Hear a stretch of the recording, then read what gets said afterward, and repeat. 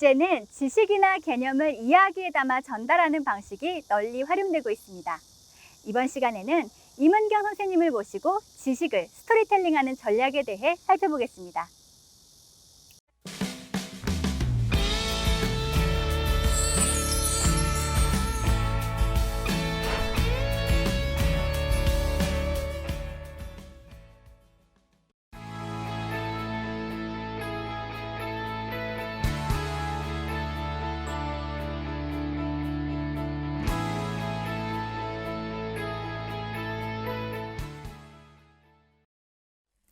안녕하세요. 수일고등학교 역사교사 이화영입니다.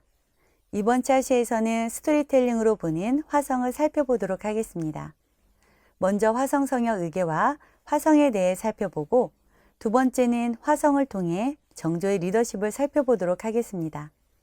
세 번째로 화성 속 정약용과 다양한 기기들에 대해 간단히 살펴보도록 하겠습니다. 네 번째로 스토리텔링을 기반으로 한 지역 문화축제를 확인해 봅니다. 마지막으로 학생들과 함께 만든 동화책을 통해 지역사회와 학습이 연계된 사례에 대해 살펴보도록 하겠습니다. 자, 그럼 스토리텔링 두 번째 이야기, 97년 유네스코 지정 세계문화유산으로 등록된 화성, 정조의 꿈을 따라 화성으로 출발합니다.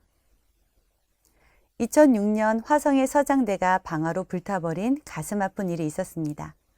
서장대는 군사를 지휘하는 곳으로 1995년의 화재 이후 또다시 화재로 잃게 된 것입니다. 문화재의 관리와 보존의 중요성이 더욱 필요하다는 경각심을 일깨워준 상황이었습니다. 문화재의 소실은 우리에게 너무나 큰 아픔입니다. 이렇게 소실된 서장대는 2007년 다시 원래의 모습으로 복원되어 우리의 곁으로 왔습니다. 이러한 순환에도 불구하고 완벽하게 복원이 가능했던 이유는 바로 화성성역 의궤가 있었기 때문입니다. 화성성역 의궤는 정조가 화성의 축조 과정을 구체적으로 기록한 의궤를 편찬할 것을 명령하여 완성된 것입니다. 왼쪽은 화성성역 의궤의 팔달문의 모습이고 오른쪽은 현재의 팔달문의 모습입니다. 화성성역 의궤에는 당시 축성 과정에서 사용된 공사법, 공사에 사용된 각종 기자재의 상세한 모습과 사용 방법, 축조 과정에서 사용된 물품의 종류와 수량, 들어갔던 노동, 임금, 동원된 기술자의 종류와 이름 등 2년 8개월간의 공사 기간 중 있었던 모든 내용들이 상세히 기록되어 있습니다. 화성성역 의궤에는 건설 과정에 참여한 기술자 석수, 목수, 기타 일반 백성들의 명칭까지 모두 기록되어 있습니다. 화성성역 의궤를 보면 작은 꿀톱장이 김삽사리, 목수 박뭉투리 등 숱한 평민들의 이름을 만날 수 있습니다. 이는 화성 성벽 곳곳에서도 확인할 수 있습니다. 수원 화성의 남문인 팔달문에는 축성에 참여한 사람들의 이름이 새겨져 있습니다. 바로 공사 실명제를 적용한 것입니다. 화성 건설 책임자들은 공사 담당자의 실명을 각석에 새겨 책임의 소재를 분명히 했습니다. 정조는 옛날 사람들은 작은 다리 하나를 건립했어도 오히려 돌에 새겨서 그 일을 기록하게 했다. 하물며 이번 성역은 일이 크고 소중함이 자별하니 공적을 기록하는 처사가 있어야겠다라며 평민의 이름까지 성벽이나 화성 성역 의궤에 적어 놓았던 것입니다. 정조는 왜 공사에 참가한 사람들의 이름을 기록하게 하였을까요? 즉, 백성들에게도 책임감뿐 아니라 자부심을 함께 심어준 것입니다. 곳곳에 새겨진 책임감과 자부심은 화성이 바로 자신의 작품이라는 주인의식을 낳게 되었을 것이라 생각합니다. 여러분들이 지금 하는 모든 것들에도 자신의 이름을 새긴다는 생각으로 자기 삶의 주인이 되기를 바랍니다. 정조는 왜 이렇게 공을 들여 화성을 세우도록 한 것일까요?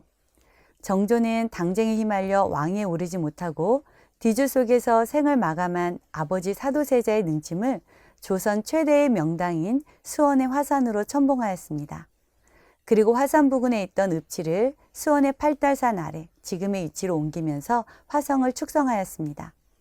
화성은 정조의 효심과 강력한 왕도 정치의 실현을 위한 원대한 정치적 포부가 담겨 지어진 것이고 수도 남쪽의 국방 요새로 활용하기 위한 것이었습니다. 이와 함께 행궁을 짓고 상인과 수공업자들을 이주시키면서 정치적, 군사적, 상업적 기능을 갖춘 신도시 화성이 탄생하게 된 것입니다. 이제 화성의 사대문과 연무대 등 화성은 곳곳을 잠시 둘러보겠습니다. 화성은 북문인 장안문, 동문인 창룡문, 서문인 화서문, 남문인 팔달문의 4개의 문이 각각의 방향을 뜻하는 검은색, 파란색, 흰색, 붉은색의 깃발을 나부끼며 자리하고 있습니다. 그리고 연무대와 방아수르정 등 화성 곳곳의 숨은 명소를 눈으로 담는 것도 큰 기쁨입니다.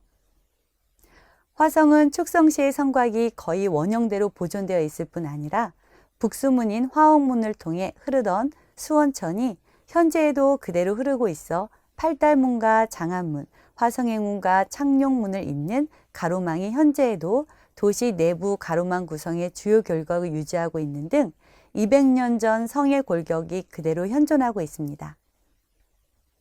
축성의 동기가 군사적 목적보다는 정치, 경제적 측면과 부모에 대한 효심으로 성곽 자체가 효사상이라는 동양의 철학을 담고 있어 문화적 가치 외에도 정신적, 철학적 가치를 가지는 성으로 아름다움을 더하고 있습니다.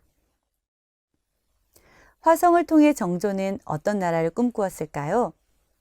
불안정한 정국과 치열한 정쟁 상황이라는 악조건 속에서 왕위에 오르고 나라를 다스렸던 정조는 탕평이라는 철학적 목표와 원리를 가지고 정치에 임했습니다. 정조는 즉위년이던 1776년 9월에 탕평유능을 발표합니다. 정조는 붕당 정치의 폐단을 극복하기 위해 노력한 것입니다. 탕평책을 추진했던 정조는 백성들과의 소통을 중시하였습니다. 정조는 국왕의 행차 공간을 백성들과의 소통 장소로 만드는 방식으로 백성들에게 자유로운 의견 표출의 장을 열어주기도 하였습니다. 정조는 재위 기간 동안 여러 차례 능행을 다니면서 백성들에게 상언과 격쟁의 기회를 제공하였으며 백성들의 말에 경청의 자세를 보였습니다. 이처럼 국왕이 거동을 하면서 백성들의 목소리를 직접 들어줌에 따라 백성들은 단순한 관람자나 방관자가 아니라 자신의 억울함을 개진하는 적극적인 참여자가 되었습니다. 국왕이 소통의 주체가 되어 백성들에게 직접 다가갔던 것이죠. 여러분들은 다른 사람들과 소통하는 삶을 살고 계신가요?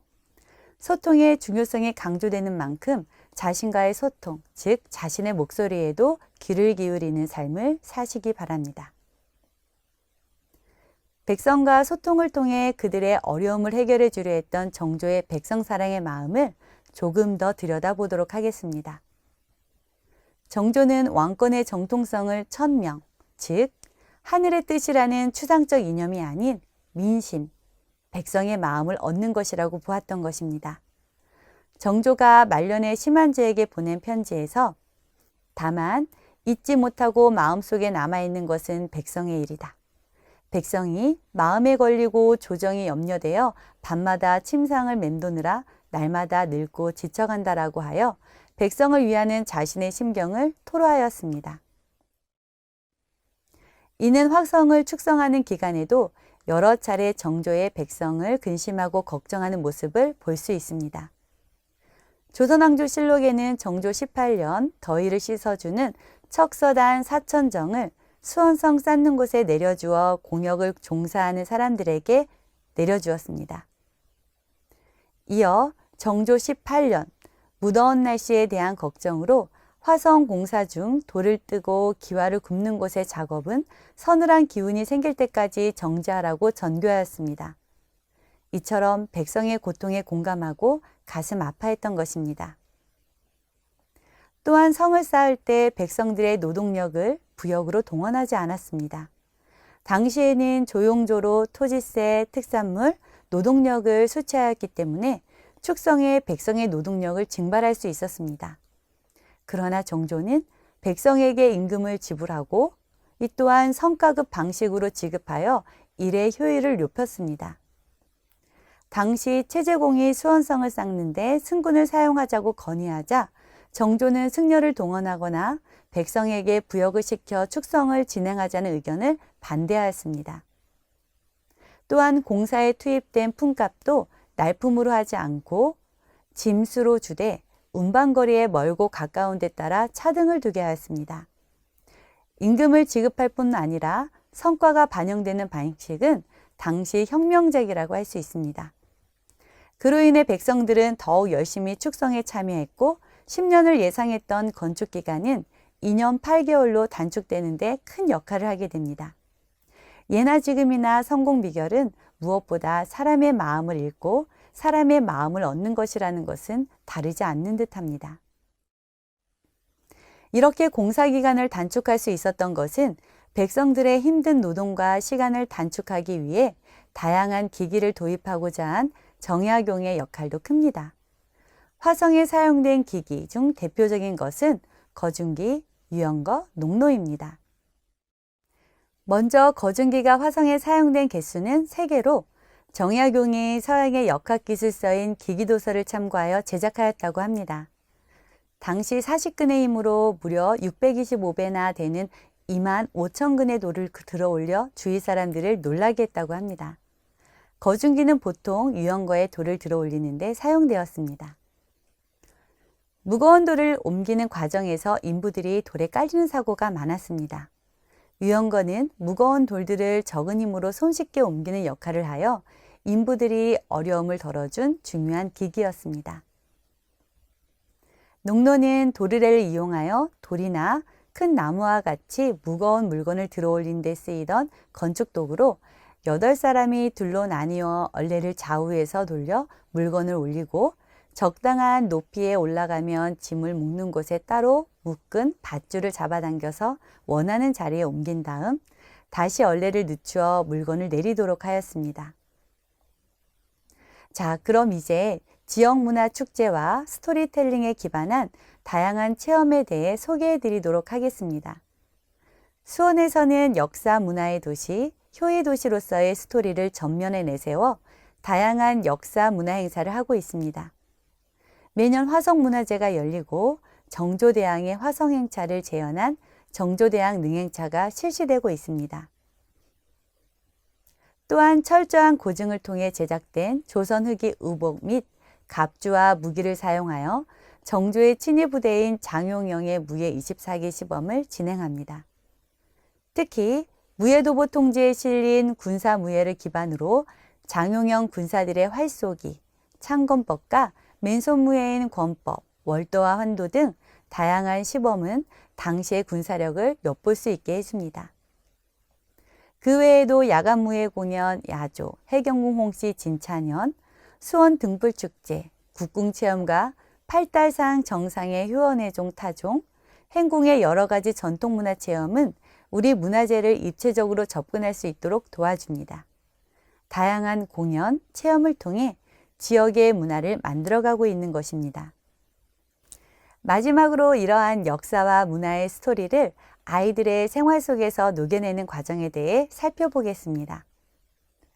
지역의 문화유산에 관심을 갖고 문화유산에 담긴 이야기를 바탕으로 시나리오를 작성하고 그 시나리오에 맞추어 사파를 그려가는 과정에서 아이들은 서로 소통하고 의견을 조율해 가면서 세상에 단 하나뿐인 자신만의 동화책을 만들 수 있습니다. 지역 문화의 스토리를 통해 스토리를 담아내는 과정. 이것이 문화유산 스토리텔링이며 동시에 성장의 스토리텔링이 되는 것입니다. 이상으로 문화유산 스토리텔링에 대한 강의를 마치도록 하겠습니다. 우리는 문화유산뿐 아니라 다양한 분야에서 고유의 스토리들이 발굴되고 다양한 형태와 매체로 더욱 확산되고 공유되는 시대에 살고 있습니다.